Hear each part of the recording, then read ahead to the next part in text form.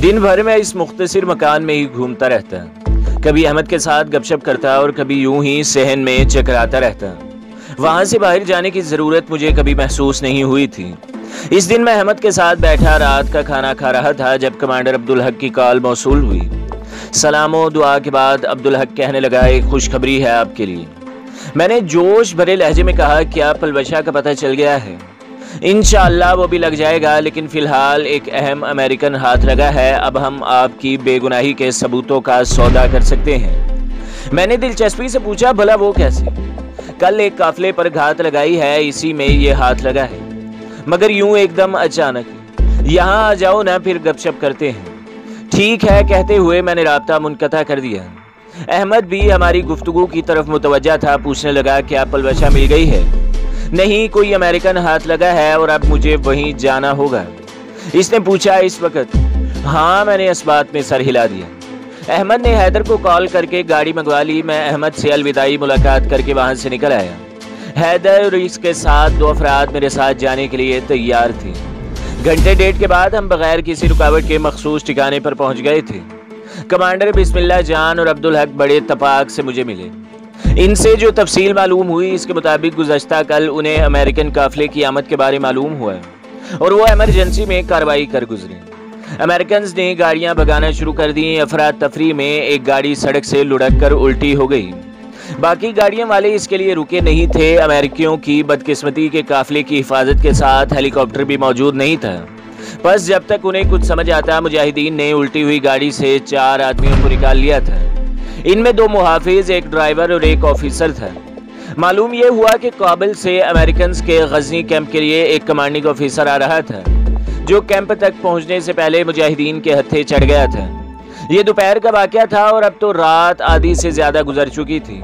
मैंने मज़कूरा आदमी से मिलने का काम सुबह पर टाला और आराम के लिए लेट गया। कमांडर बिस्मिल्लाह जान के जाने के बाद भी अब्दुल हक और मैं काफ़ी देर गपशप करते रहे।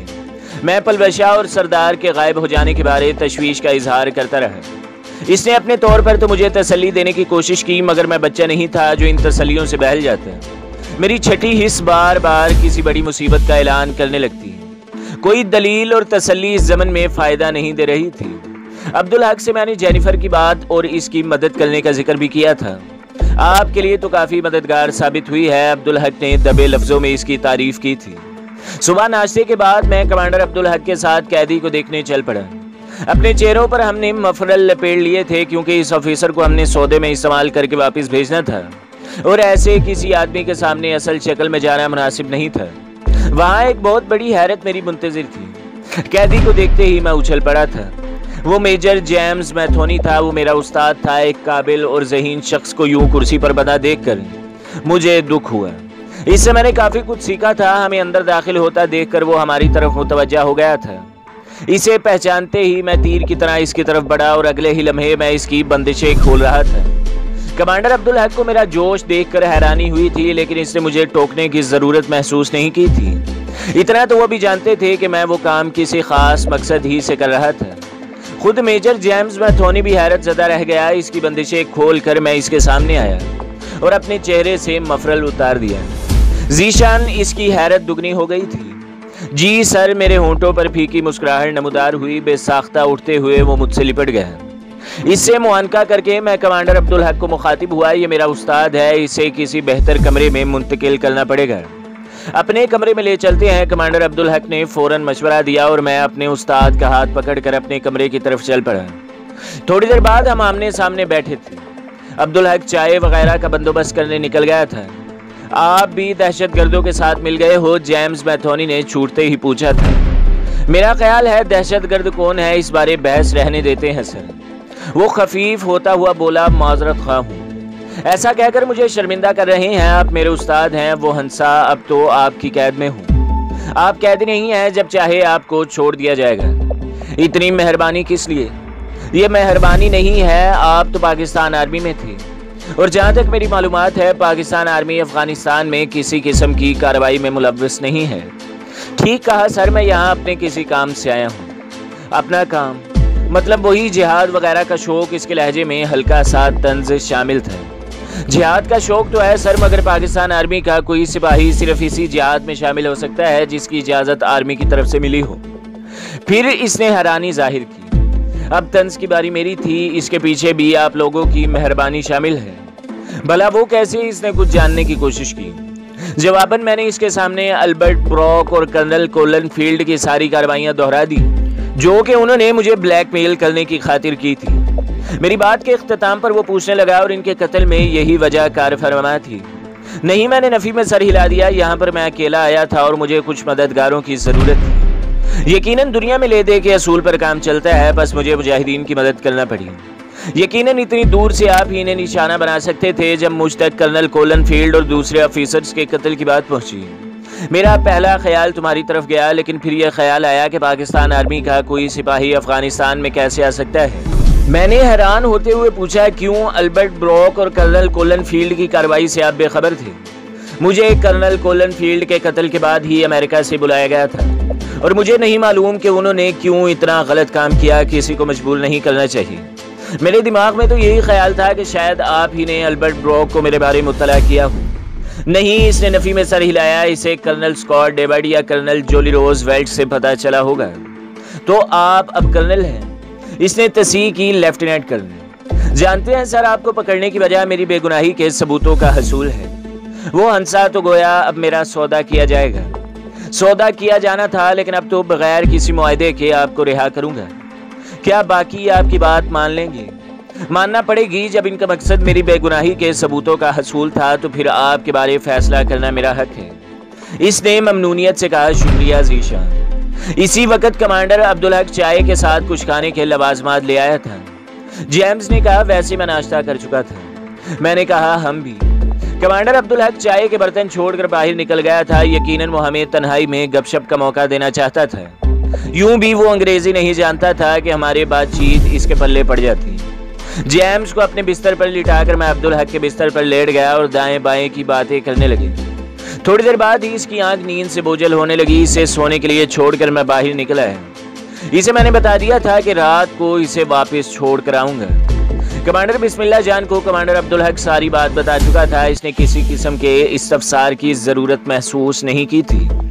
رات کا کھانا کھا کر ہم جانے کے لیے تیار تھے۔ جانے سے پہلے میں نے جینی کو رابطہ کر کے میسج کر دیا تھا۔ خفیہ ٹھکانے سے نکلنے سے پہلے ہم نے کرنل جیمز کی آنکھوں پر پٹی باندھ دی تھی۔ راستے ہی میں جینی کی کال آ گئی تھی۔ میرے ہیلو کرتے ہی وہ بولی، زی تمہیں بتایا تھا کہ خود سے رابطہ نہ کرنا۔ میں ہنسا، مجبوری تھی یار۔ زی ہم پر بہت کڑا وقت آیا ہے۔ ایک آفیسر کل سے دہشت گردوں کے قبضے میں ہے۔ اسے ڈھونڈنے کے لیے کوئی لایا عمل سوچا جا رہا ہے۔ میں ہنسا، ویسے امریکہ سے بڑا دہشت گرد کون ہو سکتا ہے؟ مذاق کا وقت نہیں ہے زی۔ یہ کہتے ہوئے اسے کوئی بات یاد آئی اور وہ پوچھنے لگی، جانتے ہو وہ کون ہے؟ میں مذاق نہیں کر رہا، اور مجھے کیسے معلوم ہو سکتا ہے اس کے بارے؟ زی تمہیں اپنا استاد جیمز میتھونی تو یاد ہوگا۔ استاد بھی کبھی بھولتے ہیں۔ ہمارا مذہب تو استادوں کی تکریم کی اتنی ہدایت کرتا ہے جو تم لوگ سوچ بھی نہیں سکتے۔ اس نے ایک دم اشتیاق سے پوچھا، کیا تم اس معاملے میں ہماری کوئی مدد کر سکتے ہو؟ اگر میرا جواب ہاں میں ہو اور میں انہیں بحفاظت لے بھی آؤں تو کیا انعام دو گے؟ اس نے کہکہا لگایا، کیا انعام لوگے؟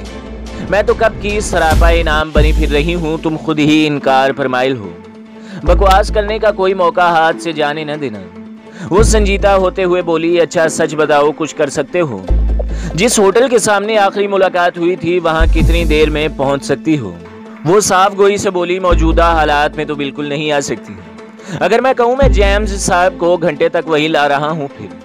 زی میں رابطہ منقطع کر رہی ہوں۔ اس نے میری بات کو مذاق سے زیادہ اہمیت نہیں دی تھی۔ اچھا یہ لو بات کر لو۔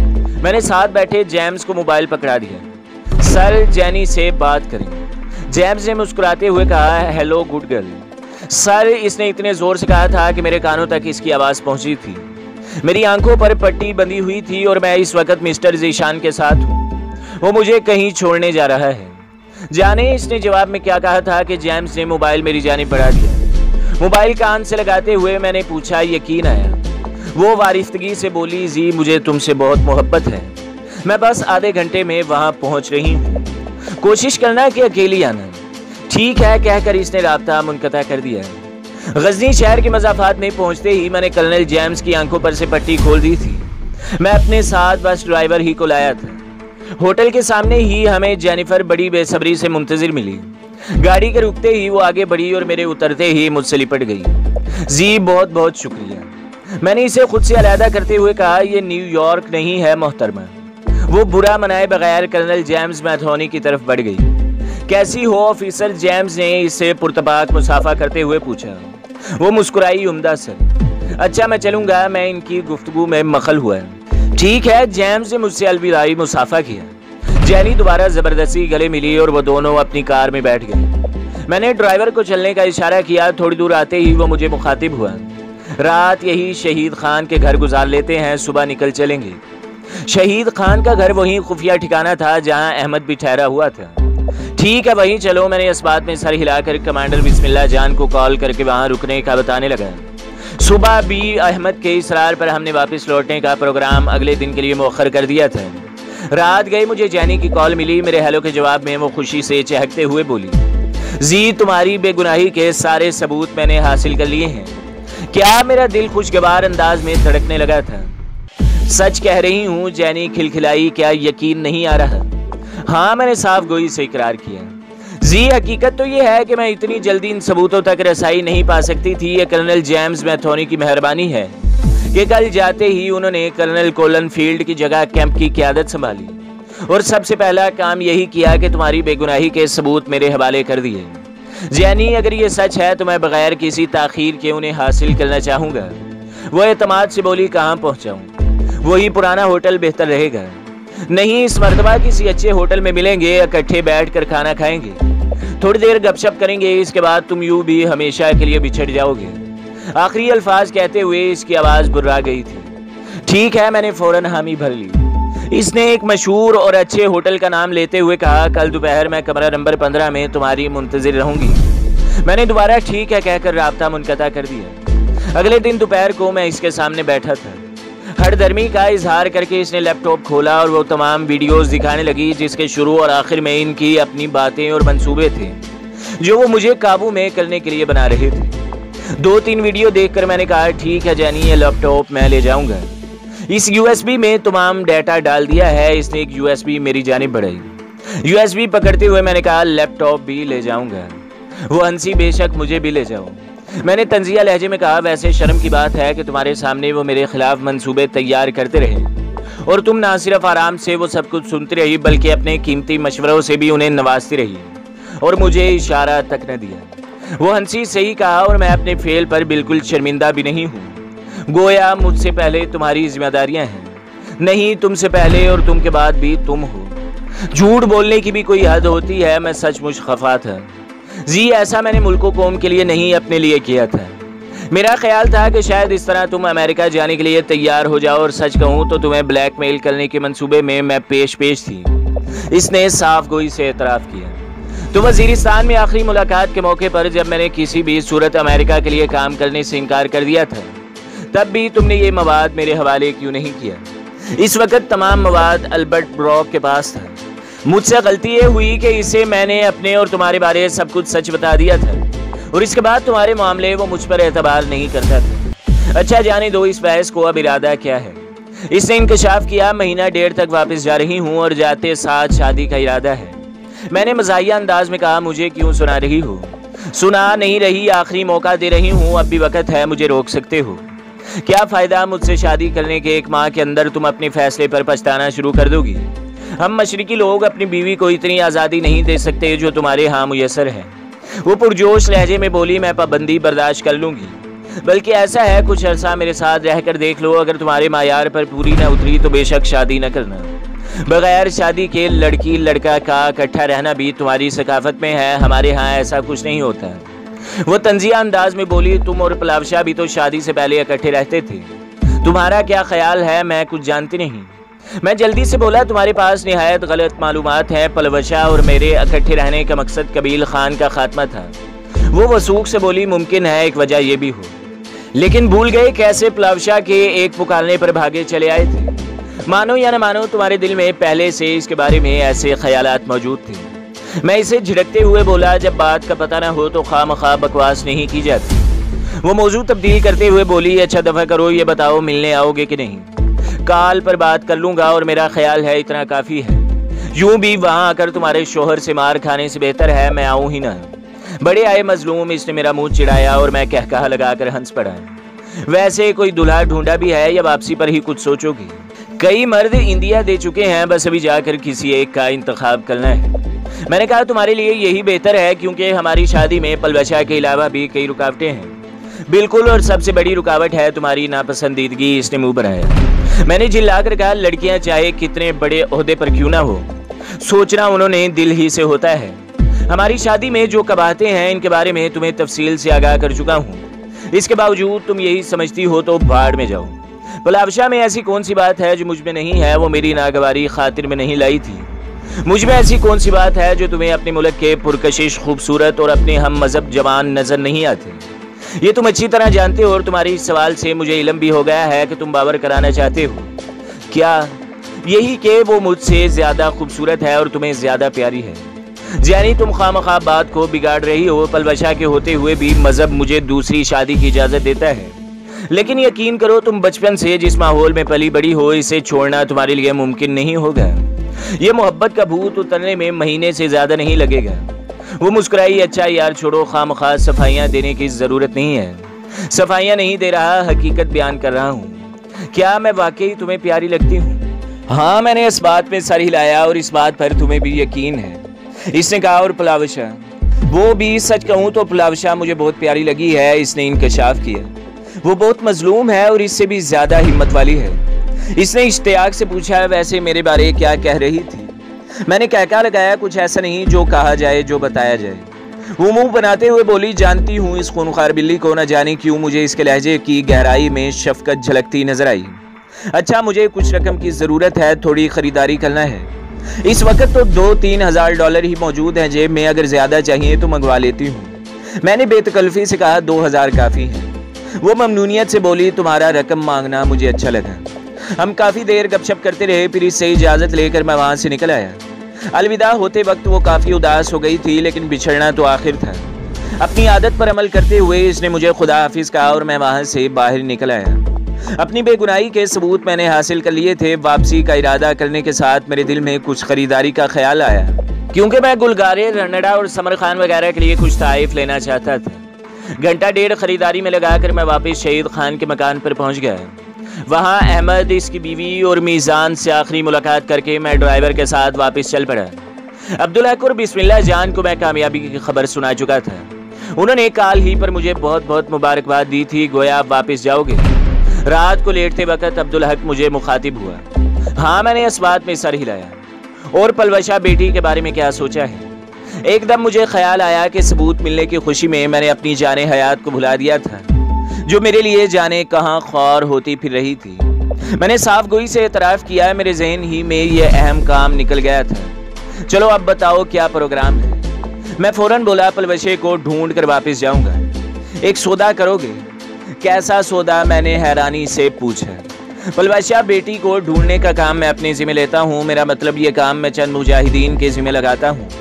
आप मेरा एक काम कर दें। कौन सा काम?